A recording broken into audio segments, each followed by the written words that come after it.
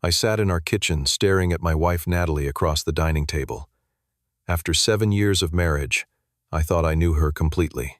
We had built a comfortable life together in our suburban home, but lately, something felt off. Tonight, as we finished dinner, she looked at me with determination in her eyes. "Juan, I want an open marriage. Time to explore real men," she said firmly. The implication that I was somehow less than a real man stung, but I maintained my composure. "Sure," I replied simply. What I never expected was how she would react when our smoking hot neighbor Thomas showed interest in me. Let me know where you are watching from. Hit that like button and subscribe to hear how those divorce papers ended up being the best thing that ever happened to me. The comfortable routine Natalie and I had built over 7 years of marriage had become exactly that, comfortable. We met during our junior year of college, fell quickly into an intense relationship, and dated for 2 years before tying the knot. Back then, passion fueled everything we did. We would stay up all night talking about our dreams, making love until sunrise, and planning our future together. I was studying computer science while Natalie pursued marketing. After graduation, I landed a job at a promising tech startup, putting in long hours to build my career as a software developer.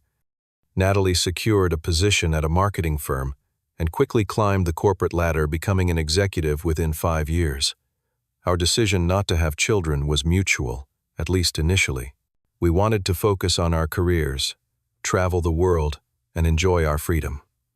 The suburban home we purchased 3 years ago was meant to be our sanctuary, a place to entertain friends and relax after demanding workdays.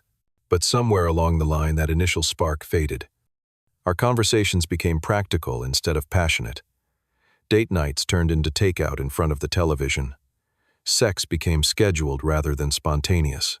I had noticed the change but convinced myself this was normal, the natural evolution of a long-term relationship. That evening in our kitchen started like any other. I had prepared chicken parmesan, one of Natalie's favorites, and opened a bottle of Cabernet Sauvignon. Throughout dinner, I noticed Natalie seemed distracted, checking her phone more often than usual, and contributing little to our conversation about my latest project at work. After I cleared our plates and brought out tiramisu for dessert, she set down her wine glass with purpose. "Juan, I need to talk to you about something important," she said, her voice steady, but her fingers fidgeting with her napkin. "Of course, what is it?" I replied, sensing the seriousness in her tone. She took a deep breath. "I have been doing a lot of thinking about us, about our marriage, and I feel like something is missing for me." My stomach tightened. Was this the beginning of a divorce conversation? Had she met someone else? I waited, trying to keep my expression neutral. "I want an open marriage, Juan. I need to explore connections with other men. Real men." Those last 2 words hit me like a physical blow. Real men. The implication hung in the air between us. "What exactly do you mean by real men?" I asked, working to keep my voice from cracking. Natalie sighed as if I was being deliberately obtuse. "You know what I mean. Men who are more aggressive, more dominant. Men who know what they want and take it." I sat there processing her words, feeling a complex mix of emotions, hurt, confusion, anger, and oddly curiosity. Instead of reacting emotionally, I chose a measured response. "So, you want to sleep with other men while remaining married to me. It is not just about sex, Juan. It is about experiencing different kinds of connections. And you could date other women too. It would be equal." I considered this for a moment. "And if I say no," her expression hardened slightly, "then I think we have a fundamental incompatibility that we need to address. This is something I need in my life right now." It was an ultimatum, thinly veiled. I could agree to her terms or face the potential end of our marriage. In that moment, a strange calm came over me. "Sure," I said. "Let us try it." Her eyes widened with surprise. She had clearly expected more resistance. "Really?" Just like that, I nodded. "Yes. If this is what you need, I would rather try it than lose you. But we need to set some ground rules." Relief flooded her face, followed quickly by excitement. "Of course, I have actually done some research on this. I can share some articles about ethical non-monogamy." That night, after I agreed to Natalie's proposal, we stayed up for hours discussing the parameters of our new arrangement. The enthusiasm with which she had prepared for this conversation suggested she had been contemplating it for far longer than she admitted. Honesty is the most important thing, she explained, pulling up notes on her phone. We need to tell each other about any dates or encounters before they happen. And veto power, I added. If either of us is uncomfortable with a specific person, we can say no. Within reason, she countered quickly. But yes, I agree in principle. We established additional boundaries. Safe sex was non-negotiable. No bringing dates to our home, no mutual friends or coworkers, and a weekly check-in to discuss how we were feeling about the arrangement. So I asked, once we had covered the basics, "Do you already have someone in mind?" Natalie looked away briefly before meeting my eyes. "I have been chatting with someone on an app for a few weeks, just talking, nothing more, but I would like to meet him." The revelation that she had already been exploring options before our discussion stung, but I swallowed the hurt. "Okay. When this Friday, if that works for you. 3 days from now." She certainly was not wasting any time. "Sure," I said, the word becoming my new shield. "And what about me? Are you going to be okay when I start dating other women?" Natalie smiled confidently. "Of course, Juan. This is about both of us exploring. I want you to find fulfillment too." Little did either of us know then just how those words would come back to haunt her. Natalie dove into her dating adventures with an enthusiasm that surprised even me. Within 2 weeks, she had scheduled dates with 3 different men she met through dating apps. She approached these encounters with meticulous preparation, new outfits, salon appointments, hours spent getting ready, while humming happily to herself. On the night of her first date, with a financial analyst named Derek, she came downstairs, wearing a dress I had never seen before, a sleek, black number that revealed more than it concealed.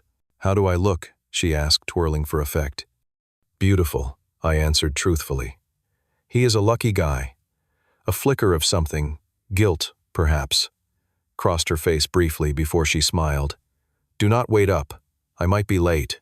After she left, I wandered through our empty house, feeling strangely displaced. I tried working on a coding project but could not focus. Eventually, I grabbed a beer and mindlessly watched a basketball game, trying not to imagine what Natalie might be doing at that moment. She returned home just after midnight, cheeks flushed and eyes bright. I pretended to be asleep but listened as she showered before coming to bed. She did not touch me. The next morning over coffee, she offered details unprompted. Derek was such a gentleman. He took me to this amazing new restaurant downtown. Then we went for drinks at a rooftop bar. He is so confident, Juan. The way he ordered for both of us, without asking, the way other men in the room seemed to respect him immediately. I nodded, not trusting myself to speak. We kissed at the end of the night, she continued, watching my face carefully. He is a really good kisser, very assertive. Each word felt like a small knife, but I maintained my composure. "I am glad you had a good time." This became our new routine. Natalie would go on dates 2 or 3 nights a week, returning to share carefully curated details that seemed designed to emphasize qualities she found lacking in me. Her second date was with a personal trainer with, as she put it, arms like tree trunks. The third was a corporate lawyer who commanded every room he entered. Meanwhile, I made no effort to pursue other relationships. The thought of dating after 7 years of marriage felt foreign and uncomfortable. Instead, I threw myself into work and started going to the gym more regularly, though I told myself it was for my own well-being, rather than a response to Natalie's newfound interest in physically imposing men. About 3 weeks into our open marriage experiment, I was mowing our lawn when I noticed someone waving from next door. Thomas Harper had moved into the neighborhood about a month earlier, a divorce forcing him to downsize from his previous home. I had exchanged pleasantries with him a few times, but knew little about him beyond the basics. He was around 38, worked in architectural design, and had no children. I cut the engine of the lawnmower and waved back. Thomas walked over 2 bottles of beer in his hands. "Thought you might need a break," he said, offering me one of the bottles. "It is too hot to be doing yard work." "Thanks," I replied, accepting the cold beer gratefully. I was about done anyway. Thomas was tall and fit with dark hair that had started graying attractively at the temples. He had the kind of easy confidence that came from being conventionally handsome his entire life. Today he wore a simple t-shirt that revealed toned arms and faded jeans. "How are you settling in?" I asked after taking a long sip. Still getting used to having half the space, he admitted with a rueful smile. "But the neighborhood is great. Quiet. Friendly." We chatted easily about the area, local restaurants worth trying, and eventually our careers. I explained my work in software development, and he described his architectural projects with genuine passion. "I am working from home most days now," Thomas said. "Gets a bit lonely after being in a busy office for years. You should come by sometime, have a beer, watch a game." "I would like that," I said, surprised by how much I meant it. Over the next couple of weeks, Thomas and I fell into a comfortable friendship. Sometimes we would grill in his backyard while watching sports on the outdoor television he had installed. Other times we would have a beer after work and talk about everything from movies to politics. It was refreshingly simple compared to the emotional minefield my home had become. Natalie took notice of my growing friendship with Thomas, occasionally asking questions that seemed driven more by curiosity than genuine interest. "So, what do you two talk about?" "For hours," she asked one evening as she prepared for a date with Derek, who had become a regular fixture in her rotation. "Just guy stuff," I replied vaguely. "Work, sports, life. He is single, right? Recently divorced." "Yes, about 6 months ago now." She nodded thoughtfully while applying her lipstick. "He is pretty attractive for an older guy. You should introduce me sometime." The suggestion bothered me more than I wanted to admit. Maybe. He is still dealing with his divorce, though. One Friday evening, when Natalie was out with Derek, Thomas invited me over for dinner rather than our usual casual beers. "I am trying out this new recipe," he explained when I arrived. "Need a guinea pig." His kitchen smelled amazing, garlic herbs and white wine simmering together. He had set his dining table properly with cloth napkins and wine glasses, a bottle of expensive-looking Pinot Noir breathing beside 2 place settings. "Wow, this looks fancy," I observed, suddenly aware that this felt different from our other hangouts. Thomas smiled as he handed me a glass of wine. "Sometimes it is nice to eat like adults, instead of college freshmen with beer and pizza." Throughout dinner, a delicious risotto with perfectly seared scallops, our conversation flowed effortlessly. Thomas asked thoughtful questions about my life, and actually listened to the answers, something I realized had been missing in my interactions with Natalie lately.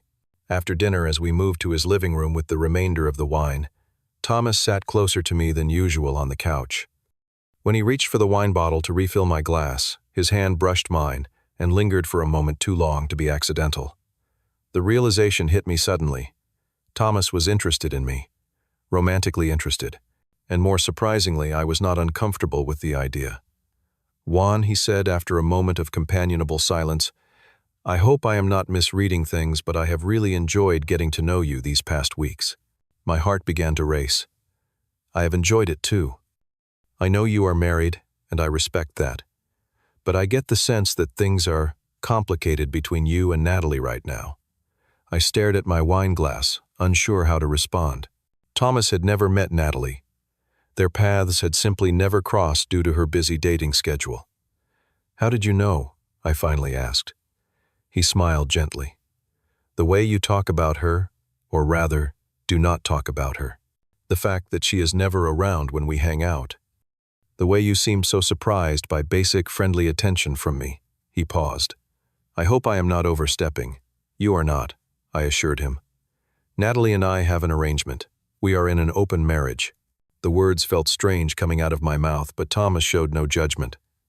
"I see," he said thoughtfully. "And is that working well for both of you?"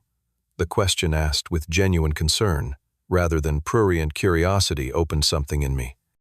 I found myself explaining the whole situation. Natalie's request, her dates with real men, my agreement to the arrangement, and my subsequent isolation. Thomas listened without interruption, refilling our wine glasses once during my explanation. When I finished, he nodded slowly. "That sounds challenging, Juan, and not particularly equal from what you have described." "Maybe not," I admitted, "but I agreed to it." "And what about you? Have you dated anyone since opening the marriage?" I shook my head. "No, I have not been interested in anyone." Thomas held my gaze. Until now. The question hung in the air between us, loaded with possibility. I felt a warmth that had nothing to do with the wine. Maybe I said softly, until now.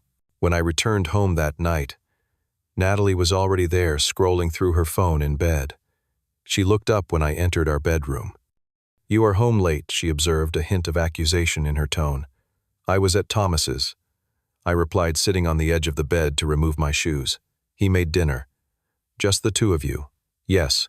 He is a really good cook, actually." Natalie put her phone down. "You have been spending a lot of time with him lately." I nodded, remembering our agreement about honesty. "He is interested in me, Natalie." "Romantically." Her expression froze. "What Thomas is gay, I do not think he labels himself that way. But yes, he is attracted to me. And how do you feel about that?" Her voice had taken on a strange, tight quality. I considered my answer carefully. "I am flattered, and I enjoy his company." Natalie sat up straighter. "Are you saying you are attracted to him?" "I think I might be." "Yes. I am still figuring it out." "Since when are you interested in men?" she demanded, her voice rising. "I do not know if I am interested in men generally. I just know I am drawn to Thomas specifically. His personality, his kindness, the way he listens." Natalie's face flushed with anger. "This is ridiculous, Juan. You are not gay or bisexual. You cannot be. I never said I was. I am just being honest about my feelings as we agreed to be." "This is completely different," she exclaimed. "This is not what our open marriage was supposed to be about." I felt a surge of indignation. "How is it different?" "You are dating other people. According to our agreement, I can too, but not men, and not our neighbor. You never specified gender restrictions when we set our rules. And you are the one who pushed for this arrangement, Natalie. You wanted to explore connections with real men. Remember, why cannot I explore a connection that feels meaningful to me?" Her eyes narrowed dangerously. "I do not want you seeing him anymore, Juan. I am using my veto." I stood up, anger, finally breaking through my calm facade. "That is not fair. You are dating multiple men, including Derek, who you see twice a week now. You cannot veto Thomas just because his interest in me makes you uncomfortable. I am your wife. I have every right, and I am your husband. But I have respected your choices even when they hurt me. I have listened to you talk about other men, how exciting and masculine and different they are from me. I have nodded and supported you through all of it. Now there is someone who actually makes me feel valued and appreciated, and you want to take that away." Natalie got out of bed, hands on her hips. "This is not the same thing at all. You are confused, Juan. Thomas is manipulating you." "No, Natalie. You are the one trying to manipulate me.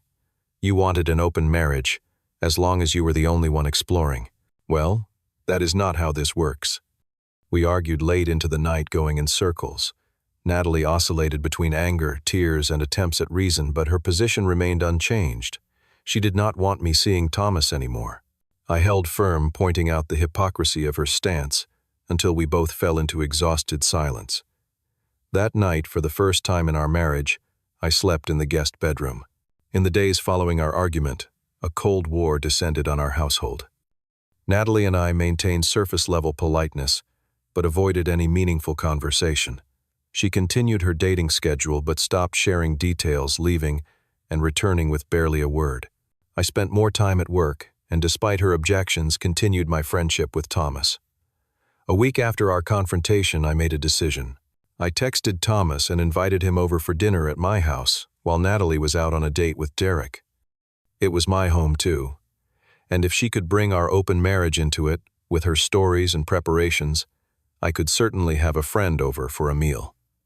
Thomas arrived with a bottle of wine and a warm smile. "Are you sure this is okay?" he asked, aware of the tension the situation had caused. "Absolutely," I replied, with more confidence than I felt. "Make yourself at home." I had prepared a simple but elegant meal: steaks, roasted vegetables, and garlic bread. We ate at the dining room table, the same place where Natalie had first proposed our open marriage. The irony was not lost on me. Thomas and I were in the middle of a conversation about a potential hiking trip when we heard the front door open. Natalie was home early. She froze in the entryway to the dining room, her eyes darting between Thomas and me, taking in the intimate dinner scene. "Hello," she said, her voice artificially pleasant. "You must be Thomas. I have heard so much about you." Thomas stood and offered his hand. "Natalie, it is a pleasure to finally meet you. Juan speaks very highly of you." She shook his hand briefly, her smile not reaching her eyes. "Does he?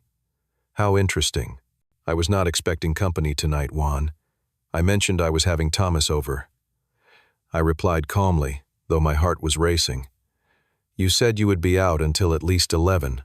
Derek had an early meeting tomorrow," she said, still standing awkwardly in the doorway. "I can leave you two alone if you prefer." "Not at all," Thomas said smoothly.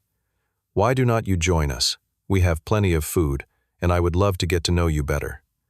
The look Natalie gave him could have frozen hell. "Thank you, but I am tired.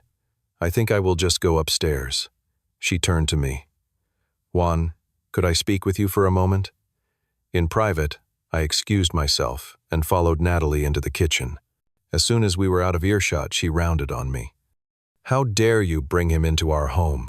she hissed, "after I explicitly asked you not to see him anymore." "This is my home too, Natalie, and I did not agree to stop seeing him. That was your demand, not our mutual decision." "I cannot believe you are doing this to me," she said, tears forming in her eyes. "In our house, at our dining table.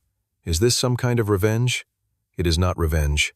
It is me living my life according to the rules we both agreed to. Rules you established. I did not expect you to develop feelings for a man.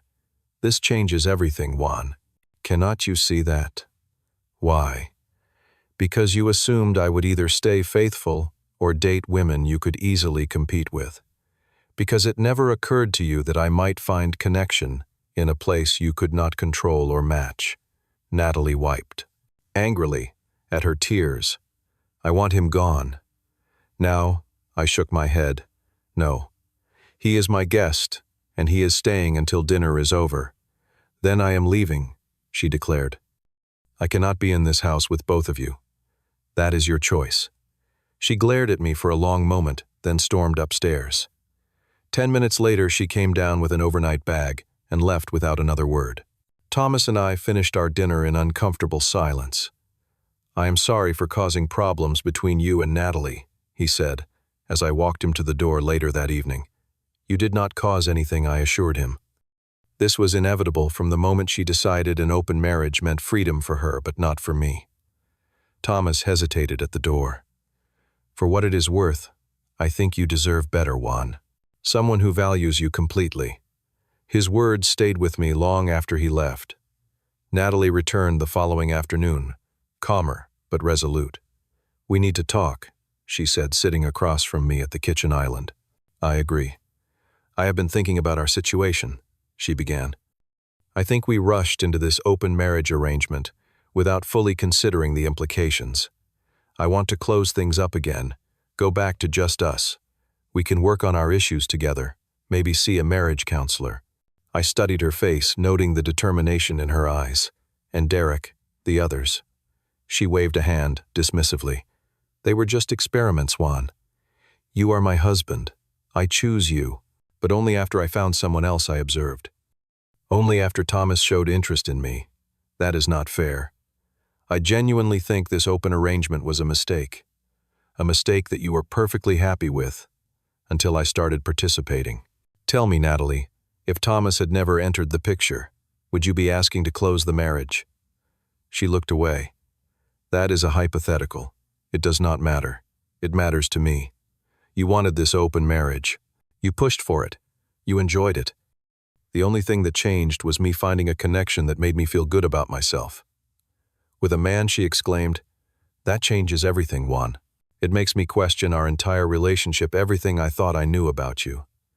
"Maybe you never really knew me because you were too busy trying to change me," I suggested quietly. "Thomas accepts me as I am. He does not want me to be more aggressive or dominant or whatever qualities you have been seeking in these real men you have been dating. So what are you saying? You want to be with him instead of me?"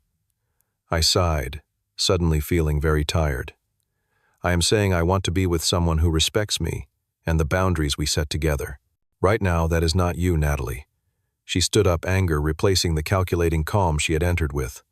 "Fine. If you will not stop seeing him, I need some time away to think. I am going to stay with my sister for a while." "I think that would be good for both of us," I agreed. Natalie packed more of her things and left that evening. The house felt strangely peaceful in her absence. Over the next 2 weeks, we communicated mainly through terse text messages. She extended her stay at her sister's place, and I continued seeing Thomas, though we were taking things very slowly, still navigating the complexity of our growing feelings amid my marital strife. Then, exactly 17 days after she left, I received an envelope from a law firm. Inside were divorce papers with Natalie citing irreconcilable differences as the reason for our separation. Attached was a note in her handwriting. "I cannot be married to someone I no longer know. Please sign these so we can both move on." The divorce papers should have devastated me. Instead, after the initial shock, I felt an unexpected sense of relief. The document in my hands represented not an ending, but a release from a relationship that had slowly been suffocating me. I contacted a lawyer of my own, unwilling to simply accept Natalie's terms without ensuring my interests were protected. What followed were 3 months of negotiations during which Natalie attempted to paint me as the villain who had destroyed our marriage by discovering an attraction to men. My lawyer, a no-nonsense woman named Sandra, fought back against this narrative, effectively pointing out that Natalie had been the one to propose opening the marriage and had actively dated multiple men before I ever connected with Thomas. Throughout this challenging period, I found support from unexpected sources. Coworkers rallied around me, offering encouragement and practical help. Old friends I had neglected during my marriage reconnected, providing much-needed perspective and reminding me of who I was before Natalie. And then there was Thomas. He never pushed for more than I could give, respecting the emotional turmoil I was experiencing. Sometimes we would just sit in comfortable silence on his patio watching the sunset. Other times we would talk for hours about our hopes, fears, and dreams. He became my rock when everything else felt uncertain.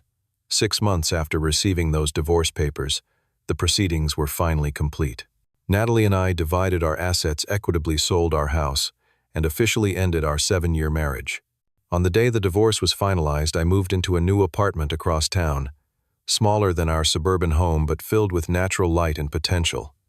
That evening, Thomas came over with champagne and takeout. We sat on moving boxes in my half-furnished living room and toasted to new beginnings. "How does it feel?" he asked gently. Being officially divorced, I considered the question carefully. Sad in some ways. 7 years is a long time, but mostly it feels like freedom. Freedom to do what I smiled at him. Freedom to discover who I am without trying to be who someone else wants me to be. Freedom to find connections based on mutual respect rather than expectations. Freedom to be surprised by life again. Thomas raised his glass. To freedom then, and to whatever comes next. Whatever came next began slowly and naturally. Thomas and I continued our friendship gradually, allowing it to evolve into something more as my heart healed. I learned that attraction and connection exist on a spectrum, that labels matter less than genuine feelings. I discovered parts of myself that had been dormant during my marriage: creativity, spontaneity, confidence. I occasionally heard about Natalie through mutual acquaintances. She was still dating actively, still searching for her ideal real man. I wished her well, but felt no desire to reconnect. My career flourished as I channeled more energy into projects I was passionate about. I made new friends, reconnected with old ones, and built a life that felt authentically mine. The divorce papers that once seemed like an ending had actually been the beginning of something beautiful, the discovery of my true self. Looking back now, I can see how that evening when Natalie asked for an open marriage set me on an unexpected path to self-discovery. What began as a painful rejection, her desire to find real men implying I was somehow lacking, ultimately led me to a more authentic understanding of myself and what I deserved in a relationship. The journey was not easy. There were nights I questioned everything, moments I wanted to give in to Natalie's demands, just to preserve the comfortable life we had built. But standing firm in the face of her double standards taught me something valuable about self-respect and boundaries. Thomas and I have been together officially for 8 months now. Our relationship developed organically from friendship to something deeper built on a foundation of mutual respect and appreciation. He never asks me to be anything other than who I am. There is a beautiful simplicity to being loved for yourself rather than an idealized version someone else has created. Natalie sent me an email last month. She is engaged to someone new, a corporate executive who apparently checks all her boxes for masculine perfection. I sincerely hope she finds happiness with him. Despite everything, I do not harbor resentment. Our marriage ending was necessary for both of us to find what we truly needed. The lesson I carry forward is this: sometimes what seems like rejection is actually redirection. Sometimes losing what you thought you wanted opens the door to what you actually need. And sometimes the real strength in a man, in any person, is not domination or aggression, but the courage to stand firmly in their truth, even when it is difficult. Have you ever had a relationship that seemed to end disastrously but ultimately led you to something better? Share your story in the comments below. And if this story resonated with you, please hit that like button and subscribe to hear more journeys of personal growth and unexpected blessings. Life has a way of surprising us when we are brave enough to embrace change. Thank you for listening, and remember, your worth is never defined by someone else's inability to see your value.